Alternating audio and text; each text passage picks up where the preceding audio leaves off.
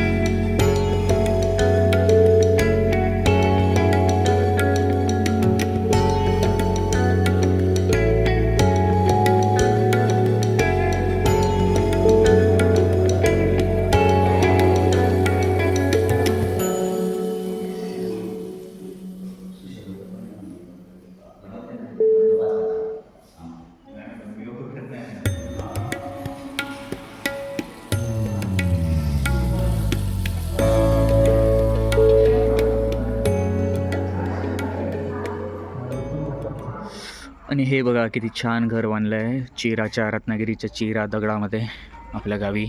सचिन दादाचं म्हणजे विठ्ठल मामांचं घर आहे हे, मस्त वाटतं. आणि इथे कुठेतरी जागरण गोंधळ आहे आज. ओवीला जरा गावात राऊंड मारायला आणलं होतं मी.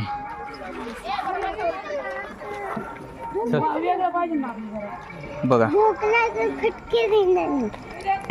किती मोठा आहे ना बाबा तो. एक पण शक्ती नाही.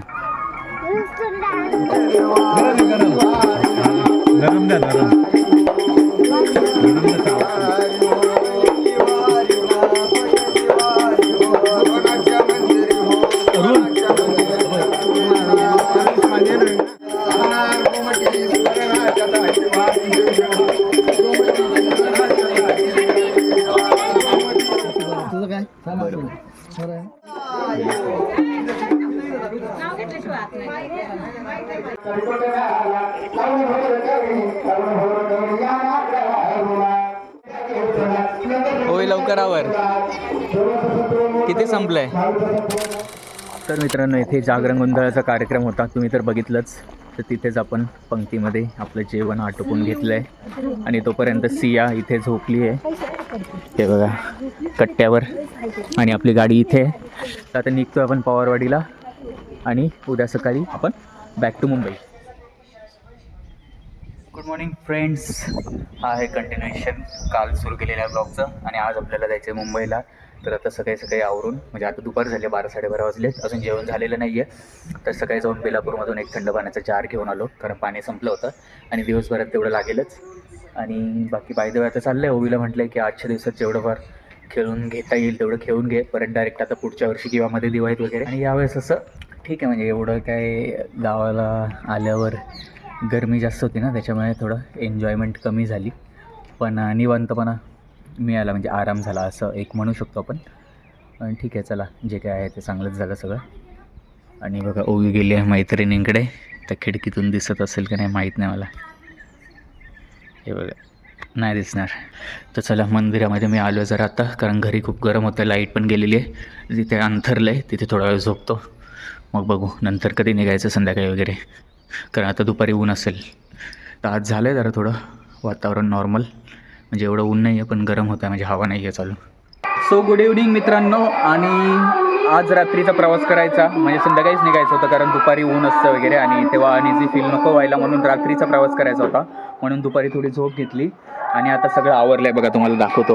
बाहेरचं सगळं क्लिअर आउट केलं एकदम, धुवून वगैरे जे सगळ्या बाहेरच्या वस्तू आतमध्ये ठेवल्यात, सोफा वगैरे आतमध्ये घेतला आहे, सगळं आतमध्ये भरसर चालू आहे. गाडीत पण काही सामान ठेवलं आहे आणि रेडी झालेत. हे बघा हे सगळं फ्रीज वगैरे मधलं, आणि तिकडे आपली गाडी पण रेडी आहे आणि बाहेर चालू आहे आपला नेहमीप्रमाणे संध्याकाळचा हरिपाठ.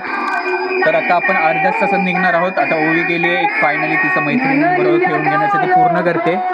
तर चला तिला बोलवायला जाऊया, दूध वगैरे पिईल आणि मग आपण चहा पाणी वगैरे सगळं झालेलं आहे. आता सगळं निघायची तयारी चालू आहे, तर अर्ध्या तासामध्ये निघूया आपण मोस्टली. चला पो अंबदन्या, मजा आली नाथा सोबत. पळत येऊ उचून क्या डाल दिया बे मेरे पे. तुम लोग का भी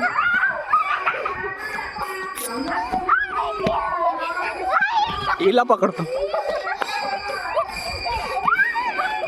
पडशाल हळूच. चला झालं का गेम, झालं सगळं खेळून वगैरे झालं आजचं. वृक्ष वगैरे सगळं, विषामृत, डोंगर का पाणी. अरे आता जायचंय बोबे आपल्याला मुंबईला. हां ठीक आहे, काय खेळायचं सांगा. चालेल. काय हाय, आहात कुठे, आहात कुठे तुम्ही. दादा मिशरीवाल्यांचंच. हे बघा या ज्योतिताई, कुठे गेल्या होत्या तुम्ही, गावाला. बाय बाय बोल तिला, पा घेऊन या, पा घेऊन या. ए चला बाय बोल. चला आता आपण निघालो. आता आहोत आळेफाट्यामध्ये. CNG गॅस तर काही आपल्याला भेटला नाही, 2-3 ठिकाणी ट्राय केलं, शेवटी पेट्रोल टाकून निघालो आहे. आणि वाजलेत रात्रीचे 8. आता एवढं लेट का निघालो, कारण दुपारी गरम असतं आपल्याला माहिती आहे, आणि आवरता करता एवढा वेळ झालाच. पण ओवीला जरा भूक लागली होती म्हणून चीज कच्ची दाबेली घेतली आहे.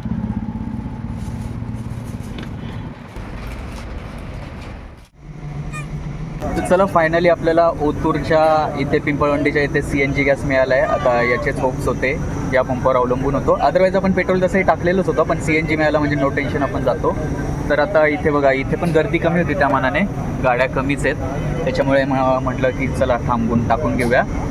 आणि आता कावेरी वगैरे ओवी गेलेत, वॉशरूम वगैरेची पण इथे चांगली व्यवस्था आहे. आता आपण डायरेक्टली थांबूया, आता डायरेक्ट 60 निघूया इथून निघाल्यावर, कारण ऑलरेडी आता 9:30 वाजलेत, 9:30च्या वरती वेळ झाला आहे. आता आपण वृक्षवल्ली हॉटेल आहे एक माळशेज घाटाच्या खाली, तिथे जाऊन जेवण करूया आणि मग डायरेक्ट आपलं मुक्त लक्झरी आहे. अरे मी नाव पण सांगून बसलो.